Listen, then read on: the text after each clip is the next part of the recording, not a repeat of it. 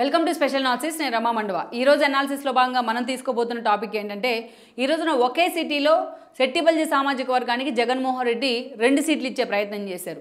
అది ఏ సిటీనో కాదు, అది పర్టికులర్గా ఇక్కడ మనం హైలైట్ చేసుకోవాలంటే రాజమండ్రినే. ఇక్కడ ఇలాంటి చోట ఒకే వర్గాన్ని ప్రోత్సహించడం ద్వారా 2 టికెట్లు ఒకే సామాజిక వర్గానికి ఇవ్వడం ద్వారా జగన్మోహన్ రెడ్డి ఎలాంటి ఇండికేషన్ ఇచ్చే ప్రయత్నం చేస్తున్నారనే అంశం మాత్రం హాట్ టాపిక్ అవుతోంది. మరోవైపు వైసీపీ మాత్రం ఇక్కడ జగన్మోహన్ రెడ్డి ధైర్యం అంటూ కూడా ఆయన్ని ప్రైజ్ చేసే ప్రయత్నం చేస్తుంటే, మరోవైపు ఈ ఈక్వేషన్స్ అక్కడ స్థానికంగా కుల సమీకరణాల్లో ఫిట్ అవ్వు అనే చర్చ కూడా జరుగుతూ వస్తుంది. ఇక్కడ స్థానిక పరిణామాలను కూడా మనం ఒకసారి హైలైట్ చేసుకోవాలి. ఈరోజు చూసినట్లయితే జగన్మోహన్ రెడ్డి టికెట్ల మార్పుల్లో భాగంగా రామచంద్రపురం ఎమ్మెల్యేగా ప్రజెంట్ మంత్రిగా ఉన్న వేణుగోపాల్ని తీసుకెళ్లి ఈ రోజున రాజమండ్రి రూరల్కు పంపించడం జరిగింది. అదేవిధంగా చూసినట్లయితే మార్గాని భరత్ రాజమండ్రి ఎంపీగా ఉన్నారు. ఆయన తీసుకెళ్లి రాజమండ్రి సిటీకి ఇన్ఛార్జిగా నియమించారు జగన్మోహన్ రెడ్డి.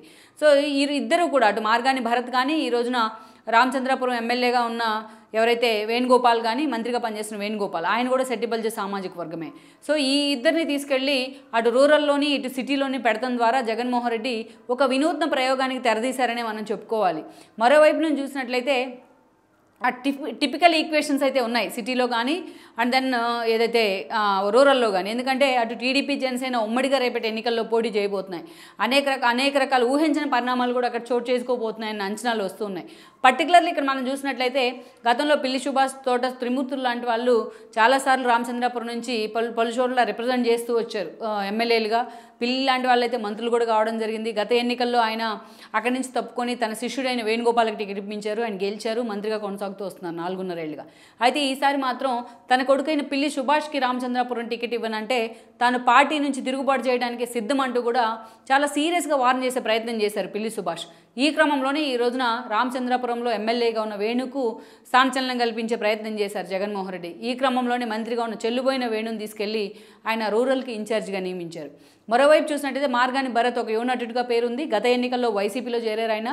ఆయనకు రాజమండ్రి ఎంపీ టికెట్ ఇచ్చి జగన్మోహన్ రెడ్డి గెలిపించుకున్నారు.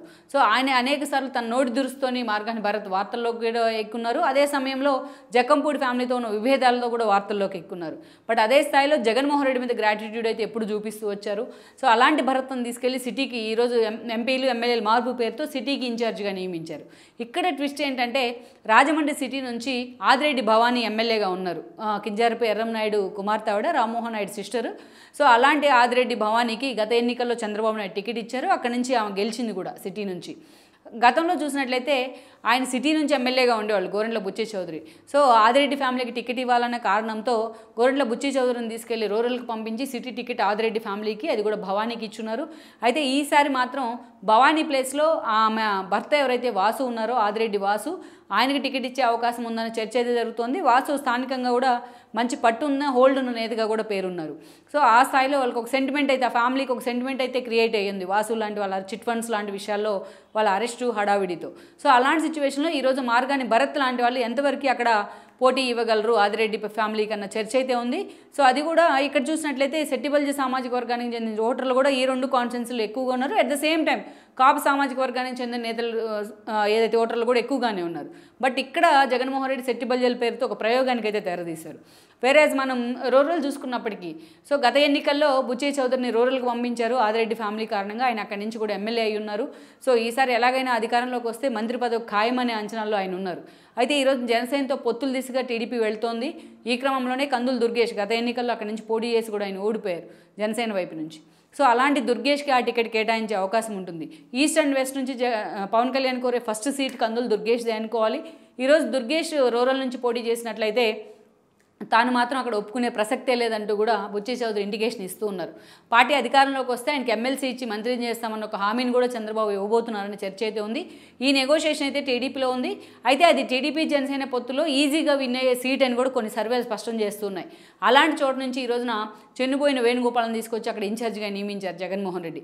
అంటే ఇక్కడ రాజమండ్రిలోనే రూరల్ నుంచి అండ్ దెన్ సిటీ నుంచి 2 చోట్ల కూడా ఒక సెట్టిబల్జీ సామాజిక వర్గానికే జగన్మోహన్ రెడ్డి పెద్దపీట వేశారు. ఇది వైసీపీ వైపు నుంచి చూస్తే స్థానికంగా కూడా వాళ్ళకి ప్రమోట్ చేసే ప్రయత్నం చేస్తున్నారు.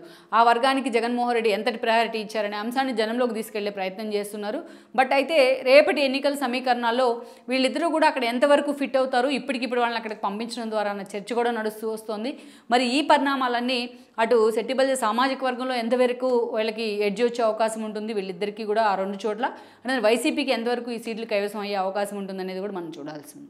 ఈ వీడియో మీకు నచ్చినట్లయితే please share, like and subscribe R24 Telugu.